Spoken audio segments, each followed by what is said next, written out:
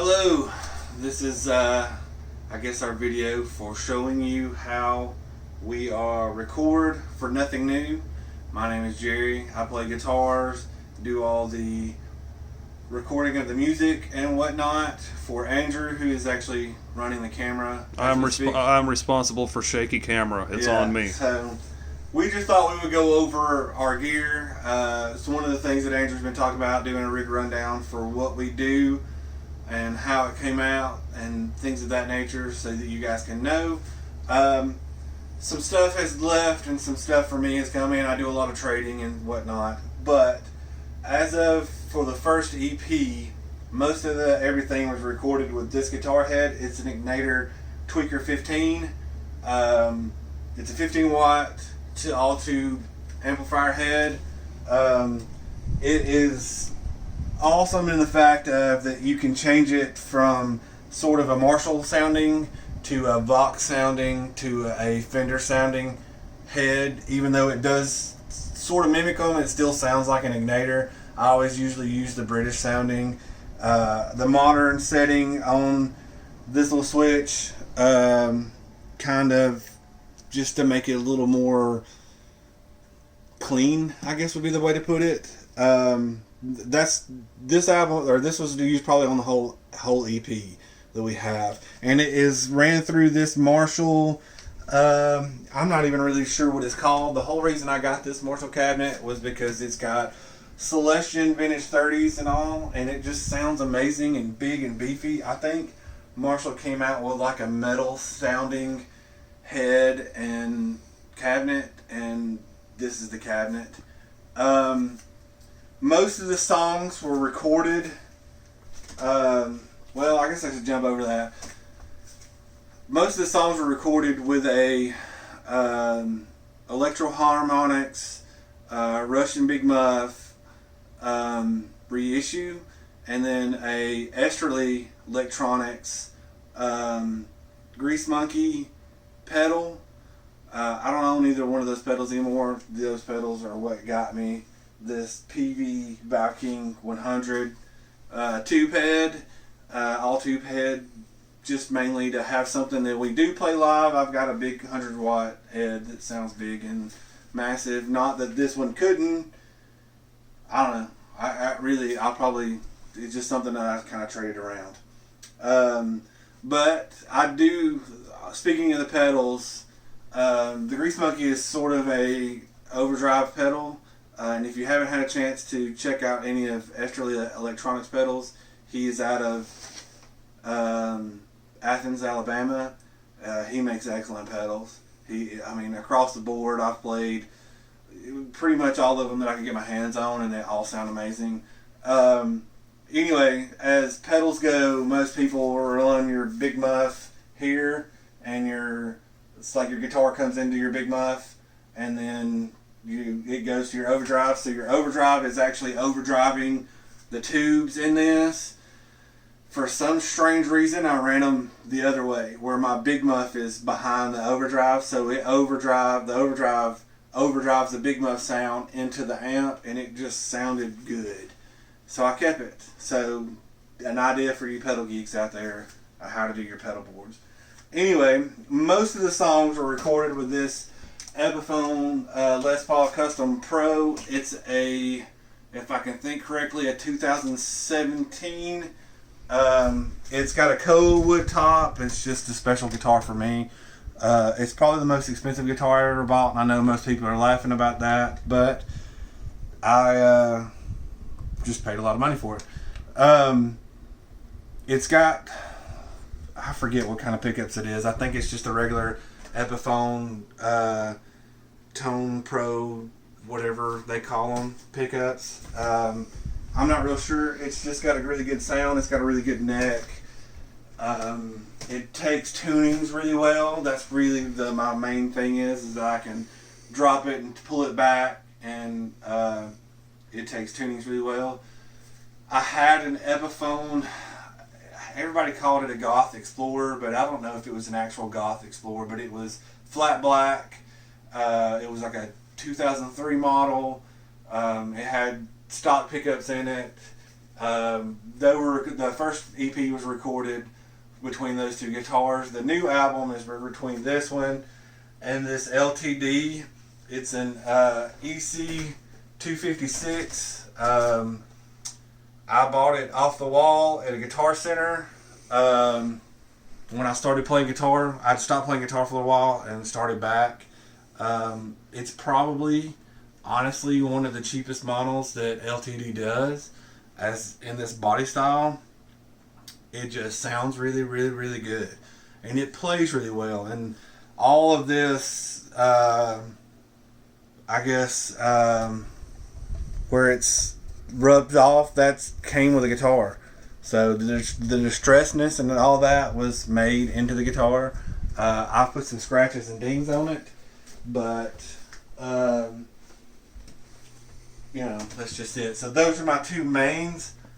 Some backup tracks was done with this Hard Luck Kings Spider. This is the guitar my wife bought me for Christmas one year. It's got a Bob Belch signature pickup from Railhammer in it right here, and then whatever pickup that came in the guitar by itself. It's got this cool spiders in the inlay. She bought me this guitar as a gift because I've been looking at a Hard Luck King for probably a year and a half, and she bought it for me, and it will never leave my collection for that reason right there. And it actually sounds good. It's the heaviest guitar I've ever owned in my life, and just being honest about it, it would suck to play it live. The acoustic songs that we do on the new album is done with this. It's just an Epiphone. Really, I don't even know what the name of it is. It's a beater acoustic that my dad bought. If you know, put it in the comments below, please. Yeah, it's a beater acoustic that my dad bought at a a yard sale. It's don't hold tune for long periods of time. Usually got about a week for it, and then it's this guitar actually takes some work, but when it is in tune, it sounds really, really, really, really good. All our acoustic tracks are done on it because it's the only acoustic that I own. Just being honest, and people either love it or hate that acoustic anyway. So the new, not the album that we're about to release, but the next album that we're going to work on is going to have bass. So I bought a bass guitar. It's just a Squire P bass from Fender.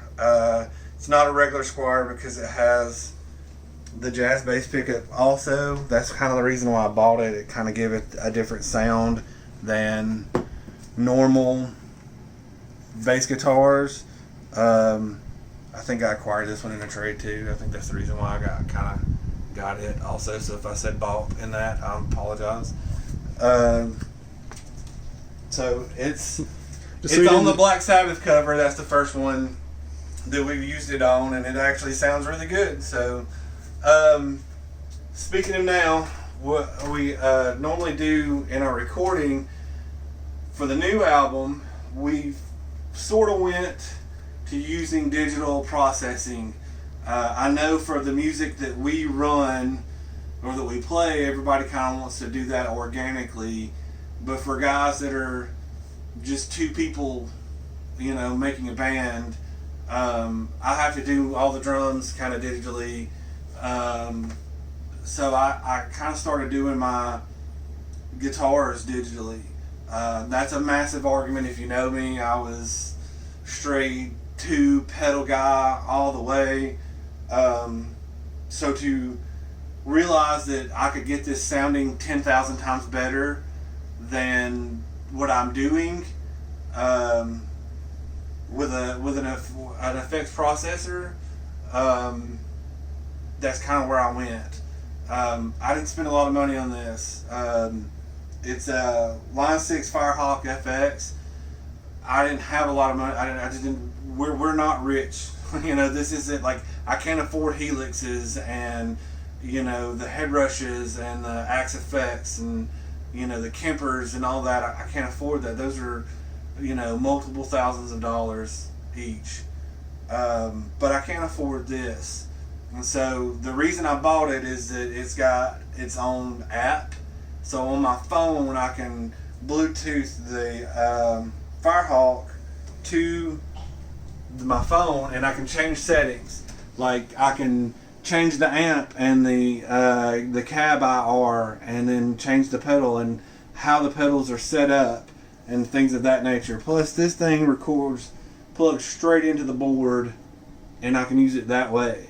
So really I wouldn't have to even drag amps with me. I could run that thing straight out to a live situation and just run what I'm using on there. So if we ever played live and it was a small enough venue, I could just play that. So the final step of everything for us recording wise is on the computer. So I have my laptop, I've got an HDMI out to this TV. Everything is plugged through this Yamaha Audiogram 6 interface. It's old and dirty. I probably will eventually buy another interface, but right now that is it. It plugs in USB and it's powered USB, but it's got phantom power and different levels and things of that nature. So it's worked really well.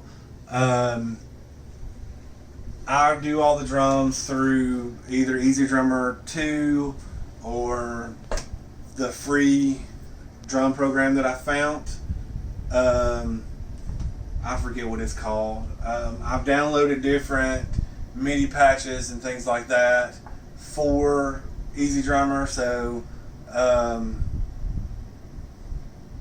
things of that nature. I record. Even with saying this, I'm gonna sort of not give secrets away because I've heard them on different channels, like YouTube channels and whatnot.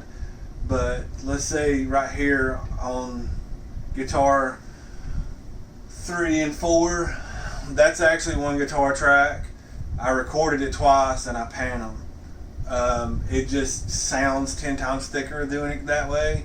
I used to record it once and sort of cut and paste down, sort of cheating, and it does thicken, but not like this. And it sort of gives it a cool vibe too.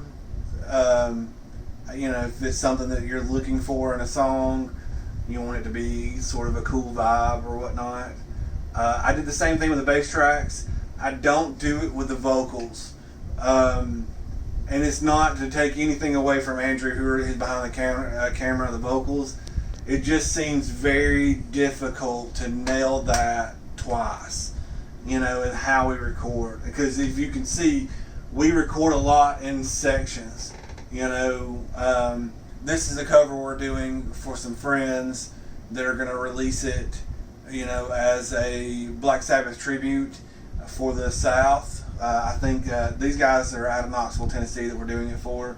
And I think everybody is just around the South. I cut and paste his vocals to thicken it up a little bit. And it just brings it louder and, of that situation. I know that we could turn, faders up and down on this to make everything louder or quiet. It's how I do it. It's just worked out for us.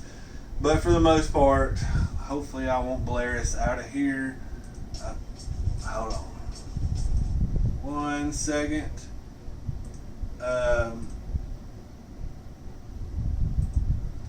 So this is sort of how we got the sound that we got now.